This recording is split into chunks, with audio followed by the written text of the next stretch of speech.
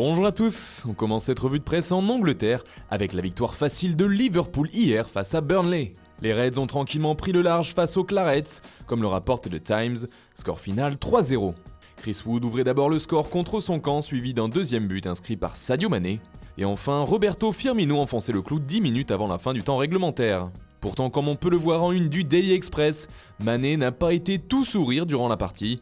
L'international sénégalais a été passablement énervé contre Mohamed Salah, son coéquipier, lui reprochant de ne pas lui avoir passé la balle. À l'issue de la rencontre, Jürgen Klopp a tenu à apaiser les tensions. Sadio est quelqu'un d'émotif, a-t-il déclaré. Il n'était pas content, mais maintenant tout va bien. En Italie, la Juventus et le Napoli s'affrontaient hier dans le choc de la Serie A.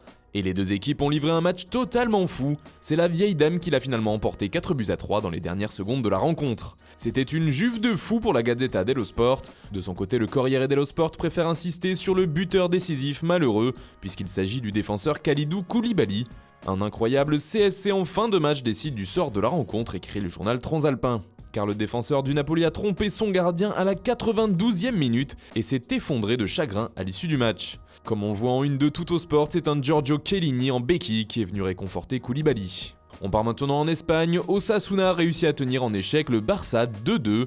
Seul éclairci dans un ciel nuageux, la pépite Ansu Fati a marqué son premier but en professionnel sous le maillot blaugrana. À seulement 16 ans et 304 jours, il devient le plus jeune buteur de l'histoire du club catalan, devant Messi et Boyan. Et ce dimanche, il fait la une des journaux espagnols comme ici avec AS, selon qui il évite un fiasco au Barça. Fati est aussi en couverture de Mundo Deportivo qui célèbre le jeune héros blaugrana, tout comme le journal Sport. A noter que la jeune pépite du Barça partage cette couverture avec Neymar. Le Brésilien aurait offert 20 millions d'euros pour financer son transfert à Barcelone selon le journal.